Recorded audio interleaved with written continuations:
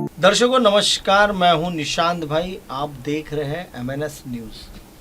क्या आप औपनिवेशकों के मानसिकता के शिकार हैं? अगर है तो क्या आप इस मानसिकता की पहचान कर पाते हैं? क्या यह संभव भी है?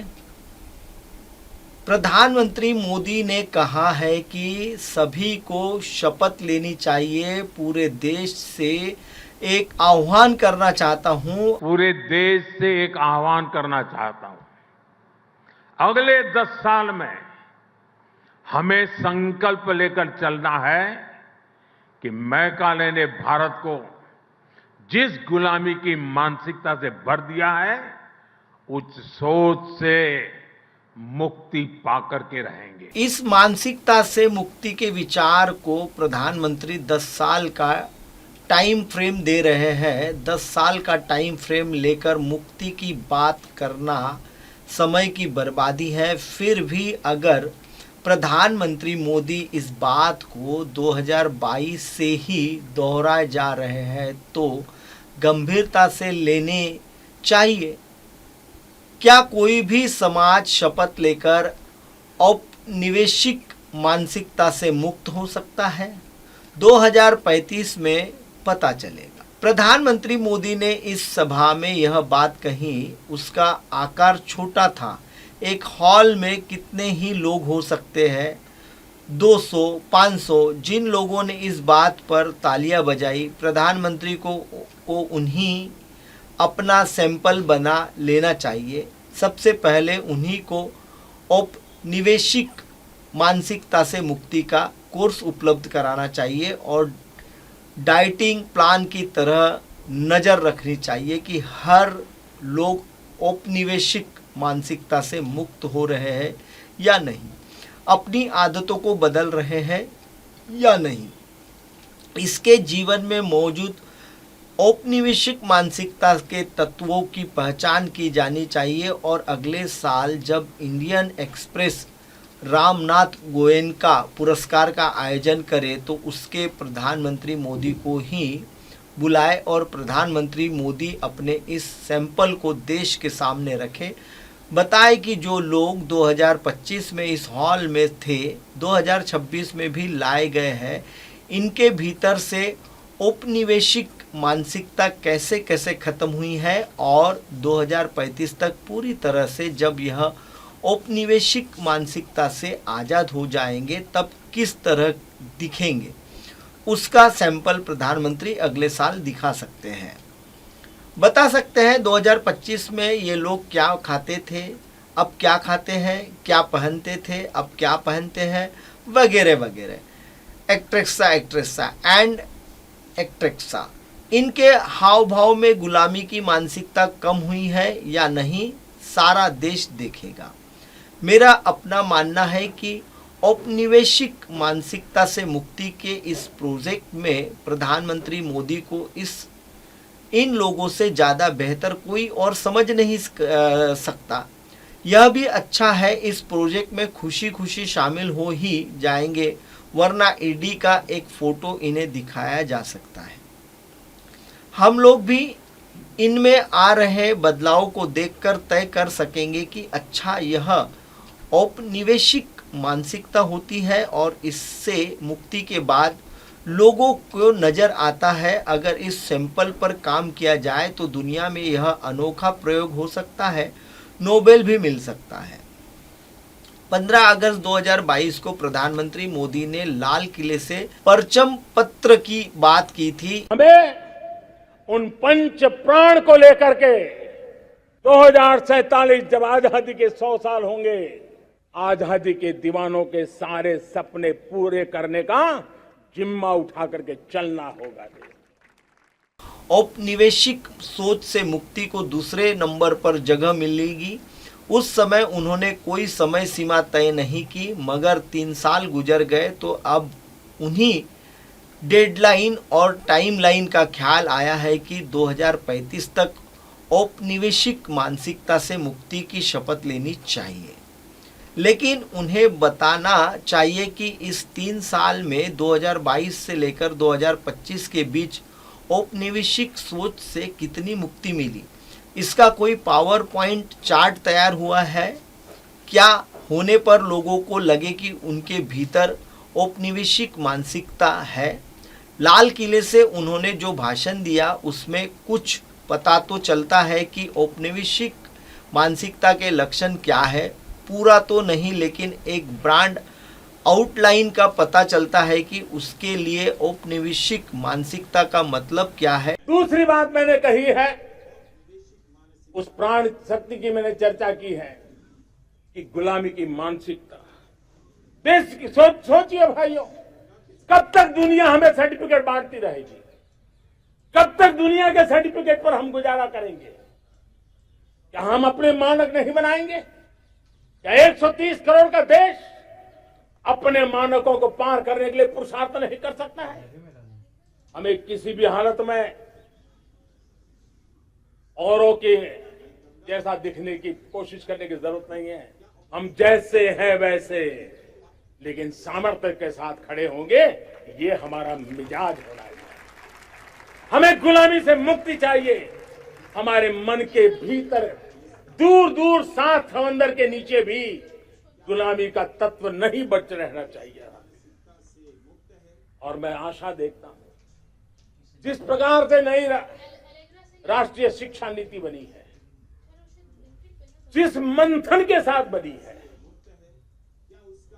कोटि कोटि लोगों के विचार प्रवाह को संकलित करते हुए बनी है, और भारत की धरती की जमीन से जुड़ी हुई शिक्षा नीति बनी है। रसखस हमारी धरती के मिले हैं।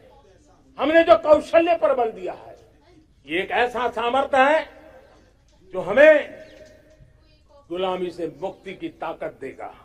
परंपरा और संस्कार के नाम पर धुंधली सी बातें की जा रही हैं। माता पिता का सम्मान, संस्कार, इन सब के बहाने आप औपनिवेशिक मानसिकता की मुक्ति का ढोल नहीं पीट सकते। पश्चिम में भी परिवार के प्रति बहुत समर्पण है। वहाँ चुनाव के समय नेता अपनी पारिवारिक मूल्यों का प्रदर्शन करते हैं। जनता इस पर भी जज करती है कि कोई नेता कितना पारिवारिक है, कि कितना समय देता है, यह भी उसके मूल्यांकन का आधार होता है। और पश्चिम के सामाजिक जीवन को लेकर भारत में भ्रम फैला दिया गया है कि वहाँ पारिवारिक नाम की कोई संस्था बिल्कुल है और किसी मायने में किसी और समाज में कम नहीं है। यही न पूरे देश को बताना चाहिए कि औपनिवेशिक मानसिकता का शिकार कौन है। कुलीनों की वह सभा जिसमें प्रधानमंत्री मोदी भाषण दे रहे हैं, या वह भीड़ जो छठ के समय ट्रेनों में लटक कर सफ़र करती है। जिस समाज तक राज्य का कुछ भी नहीं पहुंचना, उसकी अच्छी शिक्षा पहुंची है ना सुविधा, क्या वह हिस्सा भी औपनिवेशिक मानसिकता का शिकार है? पटना में गंगा के तट पर पुलिस की भर्ती के लिए तैयारी कर रही इन लड़कियों को तक क्या औपनिवेशिक मानसिकता पहुंच गई है, या भर्ती हो जाने के बाद पहुंचेंगी? जब यह सिपाही बन जाएंगे, जिन लड़कियों की भर्ती नहीं होगी वो तो इस मानसिकता से बच भी सकते हैं। पुलिस का मॉडल क्या है? क्या वह औपनिवेशिक मानसिकता से मुक्त है? क्या उसका कोई भारतीय मॉडल है? क्या कहीं पर कोई ऐसा मॉडल मिला है जिसमें इनामदारी, करुणा, निर्भीकता और गलत पाए जाने पर प्रधानमंत्री के खिलाफ एफआईआर करने का नैतिक बल भी हो? सुप्रीम कोर्ट ने कहा था चुनाव आयुक्त ऐसा होना चाहिए जो प्रधानमंत्री भी जांच कर सके। क्या ऐसा चुनाव आयुक्त आपको नजर आता है? इस बात पर आप क्या यकीन कर पाएंगे? क्या सत्ता का मॉडल जिसमें प्रधानमंत्री से भयभीत हुआ जाता है, उनके आगे नतमस्तक हुआ जाता है, न्याय से लेकर तमाम संस्थाएं झुकी नजर आए, ऐसे किसी मॉडल में आप भारतीय या औपनिवेशिक मॉडल के फर्क कर सकते हैं? मैकाले ने कहा था कि ब्रिटिश शिक्षा प्रणाली का मकसद है अपनी सरकार के लिए समर्थन जुटाना, पढ़े लिखे भारतीयों का ऐसा वर्ग तैयार करना जो उसकी नौकरशाही में काम कर सके, सरकार के प्रति निष्ठावान हो और बदले में सरकार प्रतिष्ठा और सुविधा प्रदान करे ताकि सरकार को स्थिरता मिले, ब्रिटिश हुकूमत का कोई विरोध ना हो। लेकिन क्या ऐसा ही हुआ? ऐसा नहीं हुआ, उल्टा हो गया। उन्हीं नौकरियों को छोड़कर लोग भारत की आज़ादी की लड़ाई में कूद पड़े। उनके आत्मविश्वास का क्या गया भी क्या वो भी इस व्यवस्था को चला सकते हैं। गांधी का जो आंदोलन था वह हर तरह की औपनिवेशिक सोच के खिलाफ आंदोलन था। लोग धरना प्रदर्शन करने लगे। आज अगर कोई धरना प्रदर्शन करने निकलता है तो पुलिस घेर लेती है। दिल्ली में हवा में जहर है, इसके खिलाफ लोग निकले तो उन्हें घेर लिया गया, उन्हें हिरासत में ले लिया गया। किसान आंदोलन के साथ क्या हुआ, उसके आगे कटीली तारें बिछा दी गई। सोनम वांगचुक के प्रदर्शन की क्या जेल में डाल दिया गया, 50 दिन से अधिक समय में जेल में है। अंग्रेजों के समय प्रदर्शन को सरकार विरोधी कहा जाता था, आज भी वही कहा जाता है। तो क्या मानसिकता बदल गई है? क्या प्रधानमंत्री मोदी गोदी मीडिया की मानसिकता बदल सकते हैं? जी हुजूरी की जो मानसिकता है, जिसकी पहचान औपनिवेशिक सत्ता की जाती है, क्या उसमें बदलाव ला सकते हैं? 10, 20, 25 चैनलों की बात है, वहीं प्रयोग कर ले। जब औपनिवेशिक मानसिकता से मुक्ति हो जाएगी तब मोदी सरकार की नीतियों के खिलाफ जब किसान प्रदर्शन करेंगे तो क्या उन्हें भारतीय मानकर मंत्री माला पहनाने जाएंगे? अंग्रेजों के समय के बनाए कानून को हटा देना औपनिवेशिक मानसिकता से मुक्ति का एक उदाहरण हो सकता है, लेकिन उसकी जगह धाराओं के नंबर बदलकर, सेक्शन के नंबर बदलकर उस जस का तस कानून रख देना कहीं से भी भारतीय सोच का प्रतीक नहीं कहा जा सकता। आईपीसी की जगह भारतीय न्याय संहिता गुलामी की मानसिकता से मुक्ति का आह्वान है, लेकिन क्या वाकई में ऐसा हुआ या केवल भारतीय नाम रख दिया गया? आजादी के 77 साल बाद आपराधिक न्याय प्रणाली, हमारी क्रिमिनल जस्टिस सिस्टम पूर्णतया स्वदेशी हो रही है और भारतीय इथोस के आधार पर ये चलेगी।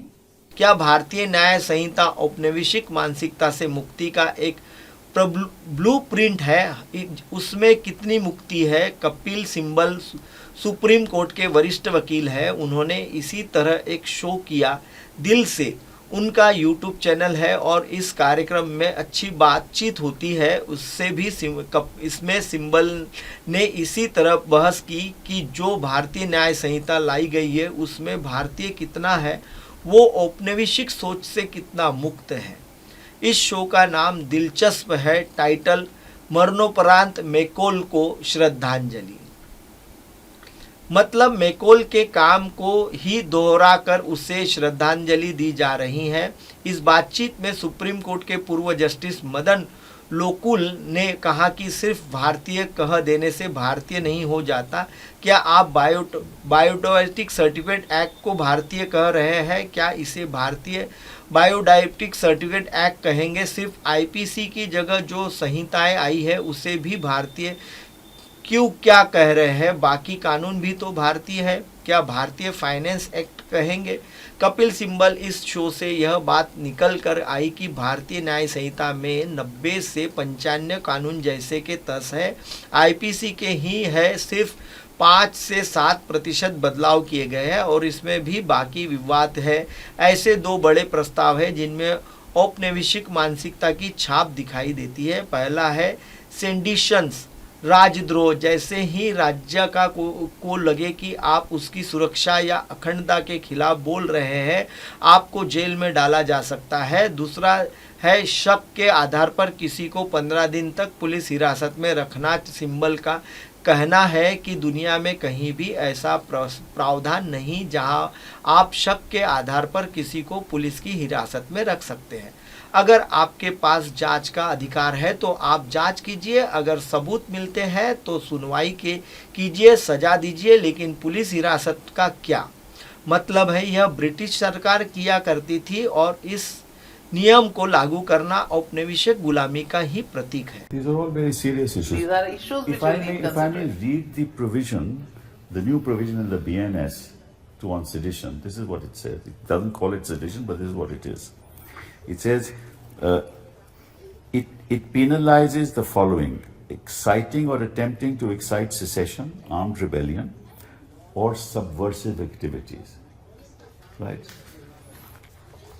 encouraging feelings of separatist activities or endangering the sovereignty or unity and integrity of India. Unity and integrity. These offences involve exchange of words or signs, electronic communication, or use of financial means. So now you know you have a protest march, you have a bandh, you have some form of violence. It will be subversive. It will affect the unity of India. There are some speeches made which are incendiary, and you will be put in for life. For life. This is the definition of sedition. This is wider than 124A. Wider than 124A.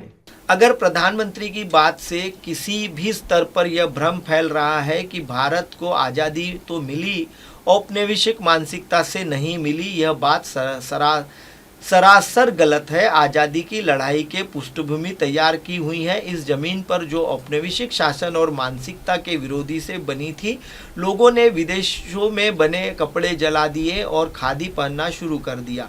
औपनिवेशिक सरकार का विरोध उसकी सोच का भी विरोध था। अगर सोच का विरोध नहीं होता तो अंग्रेजों से लड़ते वाले लाखों भारतीय नहीं होते। जेल अंग्रेजों ने बनाई। लोग जेल जाकर केवल उनकी सरकार का भय नहीं तोड़ रहे थे, बल्कि औपनिवेशिक मानसिकता का भी विरोध कर रहे थे। तो यह विरोध होता रहा है और आज भी जारी है, तो कोई बात नहीं। लेकिन गांधी के आंदोलन में इसकी पहचान बहुत ठीक से करा ली गई थी। औपनिवेशिक मानसिकता को गुलामी की मानसिकता भी कहा जाता है, और यह दोनों ही टर्म गांधी के आंदोलन के समय से वजूद में है। मैकोल ने शिक्षा नीति की बुनियाद रखी। उसने भारत में वह वर्ग तैयार हुआ जो अंग्रेजों के हुकूमत का विरोध उसी की भाषा में करने लगा। यह भी हुआ। अंग्रेजी केवल गुलामी की भाषा नहीं थी। बहुत से लोगों ने अंग्रेजों को औपनिवेशिक सत्ता के विरोध का हथियार भी बनाया। आज अंग्रेजी गुलामी की मानसिकता भी भाषा कही जा सकती है? इसका भारतीय हो चुका है, इसे स्वीकार कर लीजिए। अंग्रेजी में पंचतंत्र जो जमाने से पढ़ाया जा रहा है, तो क्या उसे हम औपनिवेशिक मानसिकता मान लेंगे, या भारतीय तभी मानेंगे जब आप पंचतंत्र हिंदी में ही पढ़ेंगे? उस अंग्रेजी के कारण 1947 से पहले भी और आज तक अलग अलग विषय के लोगों को दुनिया के ज्ञान भंडार तक पहुंचने का अवसर भी तो मिला। उसके कारण भारतीयों ने विज्ञान से लेकर दर्शन के क्षेत्र में नए नए योगदान भी लिए। 47 से पहले अंग्रेजों का विरोध और 25 में अंग्रेजी का विरोध दोनों ही एक नहीं हो सकता। आज का विरोध औपनिवेशिक मानसिकता से विरोध नहीं है। अगर ऐसा नहीं होता तो प्रधानमंत्री शपथ की बात क्यों करते, 2035 की बात क्यों करते? एक आदेश जारी कर देते, एक कानून बनवा देते कि किसी भी पब्लिक स्कूल में आज से अंग्रेजी पढ़ाया नहीं जाएगा। देख ले किसी उसके ही समर्थक उसे स्वीकार करते हैं या नहीं। खैर, यह भी एक लंबा और जटिल विषय है भाषा का, जिसे हम यहाँ छोड़ना चाहेंगे। औपनिवेशिक मानसिकता के संदर्भ में भाषा को लेकर लंबी बातचीत हो सकती है, और इसके आप केवल अंग्रेजी बनाम हिंदी के फ्रेम में ही मत समेटिए। देखना पड़ेगा कि हिंदी का स्वभाव सत्ता की अंग्रेजी से कितना अलग है, भिन्न है, डिफरेंट है, और कितना भारतीय है, या फिर अंग्रेजों को कुर्सी से हटाकर उस कुर्सी पर बैठ जाने का जुगाड़ भर यह अभियान है।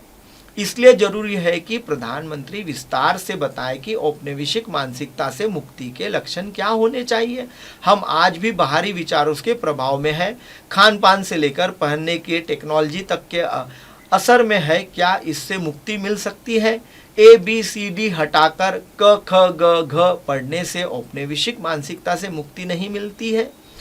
कई सारे हिंदी के विद्वान भी आपको औपनिवेशिक मानसिकता के शिकार मिलेंगे। बोलेंगे हिंदी, लेकिन सोच और हरकतें सामती होगी। उसी का क्या करें? पता चला कि हिंदी के नाम पर वही गुलामी की मानसिकता को मुक्ति की शपथ भी ले रहे हैं, जबकि उसके भीतर औपनिवेशिक से पहले की सामची सोच भी कुंडती मार कर बैठी है। उसी से मुक्ति का अभियान क्यों नहीं? सामती सोच में मुक्ति की बात कोई नहीं करना, क्या वह गुलाम बनाने की सोच है? कोई भी नागरिक को लोकतांत्रिक बनाने की बात नहीं करता, कोई भी संस्थाओं को लोकतांत्रिक बनाने की बात नहीं करना, लेकिन इन सब बातों की जगह नागरिक को भ्रम दिया जा रहा है कि आपको अलग तरीके से गढ़ा जाएगा। अभी आप भारतीय पूरी तरह से बने नहीं हैं। औपनिवेशिक मानसिकता से मुक्ति जरूरी है। यह संभ्रम भ्रम है कि आप हिंदी बोल रहे हैं तो भारतीय मानसिकता से ओतप्रोत है, गुलामी की मानसिकता से मुक्त है। भारतीय महत्व को बहुत अच्छे से पढ़ने वाला एक प्रोफेसर भी छात्रों को गुलाम समझता है।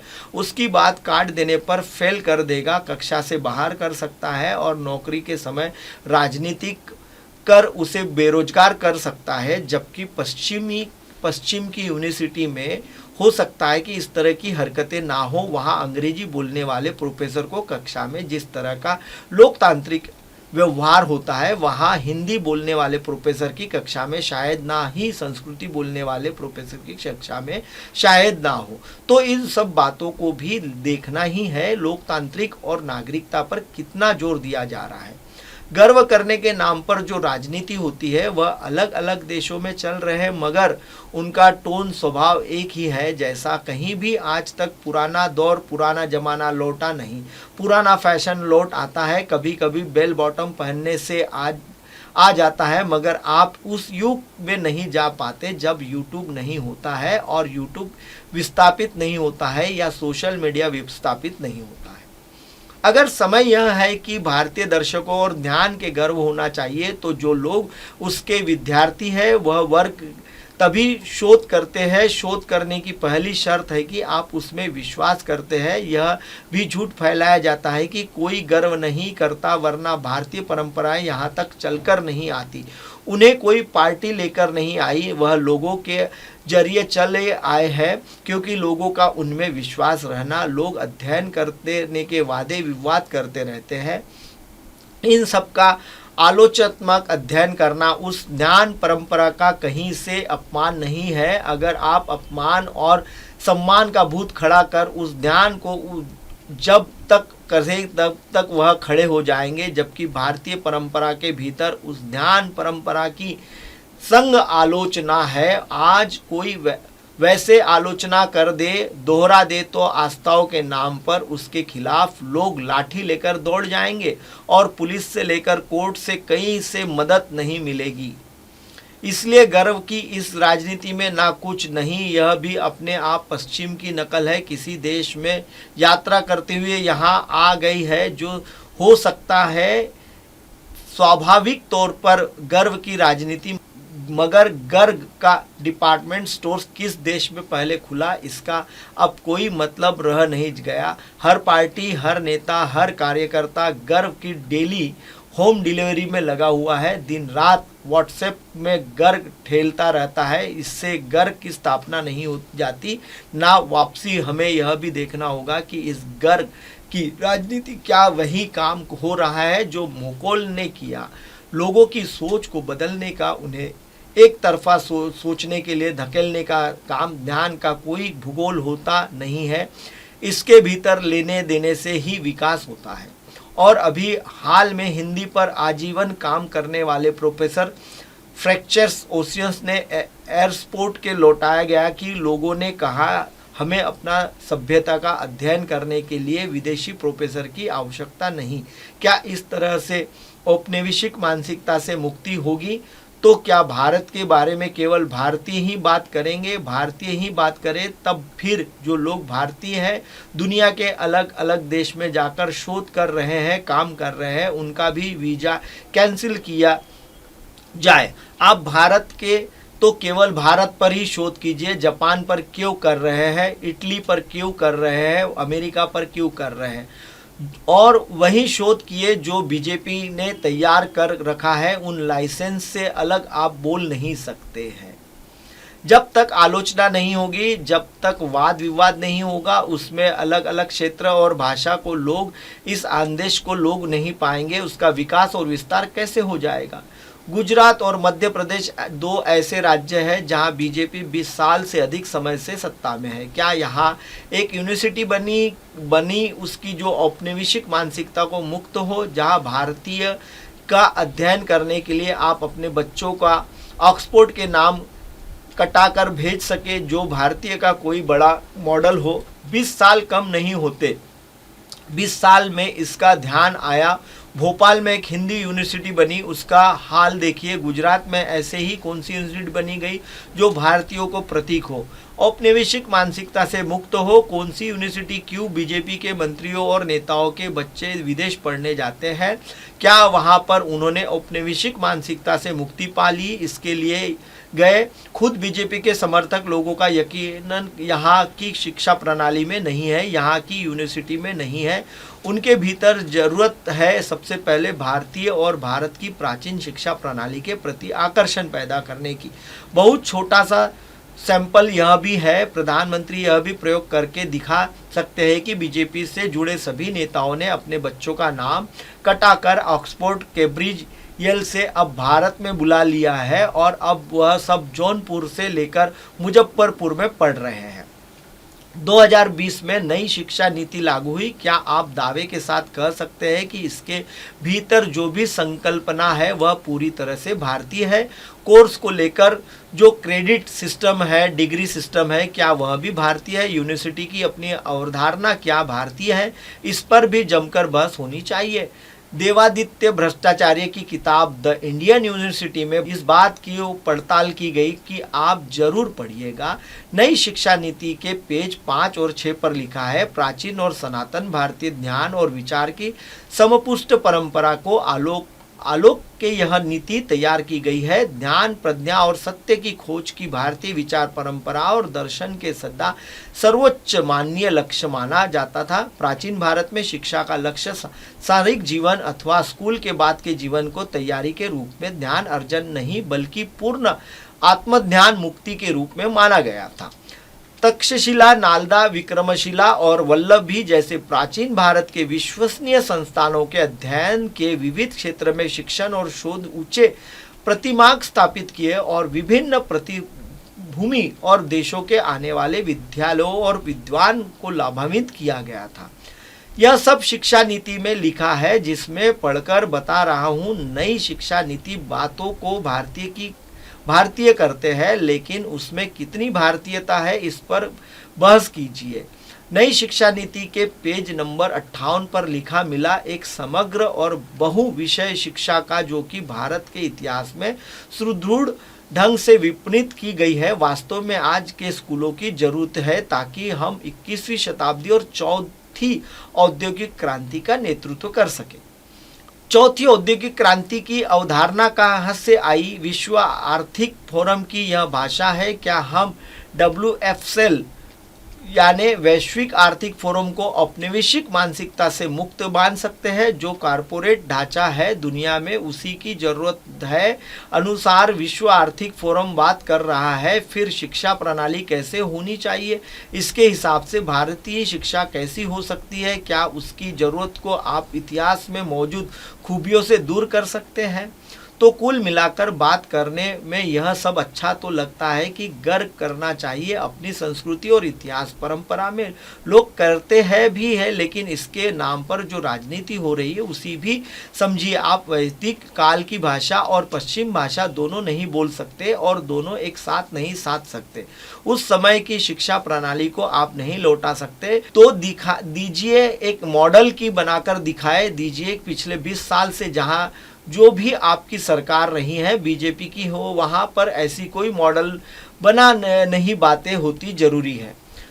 2017 में प्रधानमंत्री मोदी ने इंस्टीट्यूट ऑफ एंटीमेंट के तहत 10 प्राइवेट और सरकारी यूनिवर्सिटी को शामिल किया। इसकी बात की एक काउंसिल में भारतीय ने यह कितनी औपनिवेशिक मानसिकता से मुक्त है बताए। 9 साल को कोई उसके भी क्या हाल है, उसकी कितनी भारतीय विकसित हुई किसको भी पता है। नई शिक्षा नीति ने कहा गया कि स्वायत्ता और मान्यता का एक ग्रेड सिस्टम होगा। इसके तहत भारत के सभी उच्च शिक्षा संस्थान का लक्ष्य होना चाहिए कि वे 15 साल में स्वतंत्र और सशक्त बनने का प्रयास करे। इसमें बोर्ड ऑफ गवर्नेंस की बात की गई है जो किसी भी बाहरी दबाव से संस्थान को आज़ाद रखेगा। हो सकता है आज जो यूनिवर्सिटी के उसका उससे सर्वोच्चतम है। 11 साल में भारत की न्यूनतम यूनिवर्सिटी की सहायता नाम की गई है। उसमें बोलने की कितनी स्वतंत्रता है आप सब जानते हैं। जो प्राइवेट यूनिवर्सिटी के है उसमें से कोई प्रोफेसर ऐसी बात कह दे जिससे सरकार को दिक्कत हो जाए, पसंद ना आए, इस तरह की रिसर्च सामने लाई जाए तो उसे हटा दिया जाता है। आज प्राइवेट यूनिवर्सिटी सारी खूबियों के बाद भी डरपोक नजर आती है, डरी सहमी है। क्या यह भारतीयों का कोई नया मॉडल है, डरने का नया मॉडल है, या यह औपनिवेशिक मानसिकता का ही भारतीय मॉडल या बीजेपी का मॉडल है? यूनिवर्सिटी के स्तर पर भी कंफ्यूजन दिखाई दे रहा है। मूल बात यह है कि औपनिवेशिक सोच, गुलामी की सोच की बात पर बीजेपी और संघ परिवार राजनीति की अपनी ही कालिक बिछाना चाहते हैं, बिछा भी रहे हैं, बिछा चुके हैं। यह कालीन भी वही है जो प्रधानमंत्री और मुख्यमंत्री के आगे बिछाई जाती है। यह अभी सत्ता की कोई नई भाषा नहीं, कोई नई कालीन नहीं, बल्कि उसी का दोहरावा है जो पहले से चली आ रही है, जो पहले से ही बिछाई जा रही है। दर्शकों, फिलहाल वक्त हो चला है ब्रेक का। ब्रेक से लौटने के बाद देखिएगा देश और दुनिया की तमाम बड़ी खबरें। बने रहिए MNS न्यूज पर। हाय, मैं हूँ तापसी पन्नू और आप देख रहे हैं MNS न्यूज। आप देख रहे हैं MNS न्यूज, सच